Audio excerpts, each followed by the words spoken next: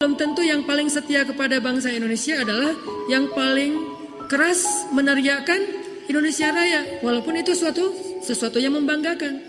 Coba terjemahin semua slogan-slogan itu dalam bentuk konkret. Slogan La ilaha illallah dalam bentuk konkret amal soleh. Slogan Hasbiyallah dalam bentuk konkret. Salah satu Hasbiyallah konkret apa teman-teman? Hasbunallah deh, jangan Hasbiyallah. Hasbiyallah mah jomblo ya. Nih ya, bedanya jomblo sama yang udah nikah. Kalau jomblo ngomongnya hasbiyallah, kalau udah nikah hasbunallah. Tahu artinya? Hasbiyallah cukup buat saya Allah. Kalau udah nikah cukup buat kami Allah. Beda kan? Teman-teman rata-rata hasbiyah atau hasbuna ya? Kalau saya hasbuna.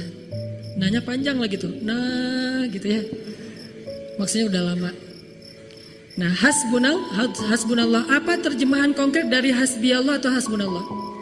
Kalau ngomong kayak gitu mah gampang, hasbiyallah, hasbiyallah, hasbiyallah, gampang ngomonginnya, tapi menerjemahkannya dalam bentuk yang realitas konkret, salah satunya berani menikah walaupun belum punya pekerjaan. Itu hasbiyallah banget tuh.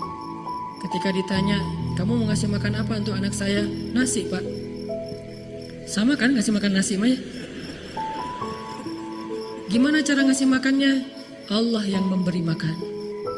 Calon mertuanya juga, kalau Allah dilibatin saya udah gak berani nolak, udah terima aja. Nah ini berarti hasbunallah nih. Terjemahan dari slogan kalimat hasbiyah atau hasbunallah. Kalau ngomongin hasbunallah doang mah gampang. Sama kayak kita bilang, a'udzubillahi minasyaitonirrajim. Tapi pas lewat kuburan, bulu kuduk segala merinding gitu ya. Berarti belum menerjemahkan. Coba. A'udzubillahi minasyaitonirrajim. Coba duduk di kuburan sendiri malam Jumat Kliwon. A'udzubillahi minasyaitonirrajim. Begitu ada suara-suara yang kayak gitu, apakah kita jadi takut atau jadi gemetar atau jadi kabur? Nah, di situ terjemahan yang paling konkret. Ini artinya membaca slogan gampang, menerjemahkannya yang susah. Dulu para pendahulu kita membaca slogan teks Sumpah Pemuda diterjemahkan dan konkretnya apa? Mereka benar-benar berjuang bersatu untuk menegakkan Indonesia merdeka. Sekarang kita terjemahin deh Sumpah Pemuda itu. Jangan cuma baca teksnya doang. Alhamdulillah teman-teman motor udah ngebuktiin tuh. Jadi kita belajar sama mereka tentang persatuan. Mereka udah ngebuktiin menghilangkan ego-ego kelompok atau pribadi demi kemaslahatan bersama, yaitu persatuan di antara anak-anak motor. Sehingga kalau dulu orang menyebutnya geng motor, mungkin sekarang udah gak perlu disebut kayak gitu. Karena udah jadi justru guru kita dalam belajar tentang persatuan. Oknum mah ada aja, orang Islam juga ada yang udah taat, ada yang masih belajar, ada yang cuma modus kan ya, macam-macam. Itu mah oknum. Tapi secara umum, alhamdulillah ini sebuah gebrakan. Persatuan teman-teman. Cuman yang perlu kita coba realize tentang makna persatuan, banyak orang menerjemahkan persatuan itu artinya satu tubuh. Satu tubuh. Artinya nggak boleh berbeda pakaian, nggak boleh berbeda nama, nggak boleh berbeda kelompok, harus jadi satu kelompok. Kayaknya kalau persatuan diterjemahkan dengan terjemahan kayak gini, susah bersatu. Nggak boleh lagi pakai baju adat, susah kan? Nggak boleh lagi pakai bahasa daerah, susah. Ternyata bersatu itu bukan cuman menghilangkan identitas kita, kemudian memakai baju yang sama putih semuanya, bukan. Yang dimaksud dengan bersatu menurut Al-Quran, satu hati. Kalau dalam bahasa iklan, one heart. Satu hati. Itulah bersatu dalam konsep Al-Quran. Nanti teman-teman bisa baca di surat Ali Imran 103. Fa'allafa baina qulubikum fa'asbahtum bini'matihi ikhwana. Maka Allah mempersatukan hati kalian. Jadi Allah gak mempersatukan, gak boleh lagi ada istilah kabilah. Tetap aja kabilahnya dipakai. Abu Bakar dari kabilahnya Bani Taim, Umar pakai nama kabilahnya, bahkan Nabi Muhammad pakai nama kabilahnya. Orang Arab tetap mengaku sebagai orang Arab, orang Ajam mengaku sebagai orang Ajam. Cuman terus makna persatuannya apa? Hatinya yang bersatu. Jadi kalau kita pengen menerjemahkan Sumpah Pemuda dalam makna kekitaan, kita belajar satu hati kepada saudara kita. Apa makna satu hati? Makna satu hati dalam bahasa Islam adalah wahdatus syu'ur, punya perasaan yang sama.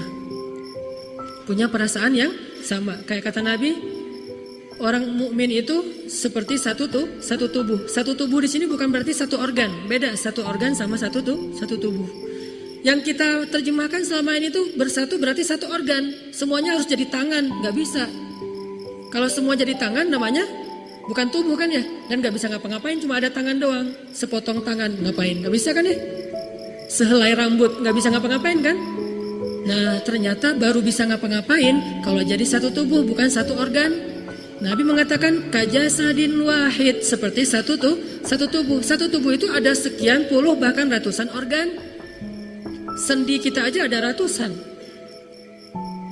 Terus bersatunya dari angle mana nih? Kalau satu tubuh tapi beda-beda organnya. Kata Nabi, idzashtaka udwun tada'a lahu sairul jasad bis-sahri wal huma. Kalau salah satu organ tubuh itu ada yang rasa sakit, maka seluruh organ tubuh itu akan ikut merasakan as-sahru wal huma, gak bisa tidur dan panas dingin. Wahdatus syu'ur, innamal mu'minun ikhwah. Wahdatus syu'ur, satu perasaan.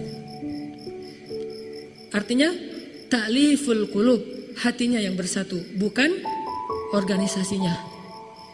Organisasinya tadi tetap namanya Brigas, nggak digabung. Brigas gabung sama XTC, BX apa misalnya, BX GM, Brigas XTC Moonrakers, GBR Moonrakers, nggak perlu. Tetap aja namanya dengan nama-nama sendiri-sendiri. Viking, Jackmania, bonek, Aremania. Terus yang bersatu di bagian mana? Bajunya nggak usah disamain. Yang biru tetap biru, yang kuning tetap kuning, dan seterusnya. Terus beda, yang samanya apa? Samanya perasaan. Wahdatus syu'ur, udah sehati. Sama kalau kita dengan pasangan kita. Gimana jadi satu? Susah kan? Satu hati. Kalau udah satu hati, udah one heart, itu udah muncul yang namanya kepekaan. Sudah muncul namanya wa'yun, peka tuh. Duh, kenapa saya nggak tenang ya? Soalnya dia lagi ada masalah. Wah, satu hati nih. Jadi sebelum satu tubuh, satu hati dulu. Karena kalau nggak satu hati, nggak bisa ngapa-ngapain.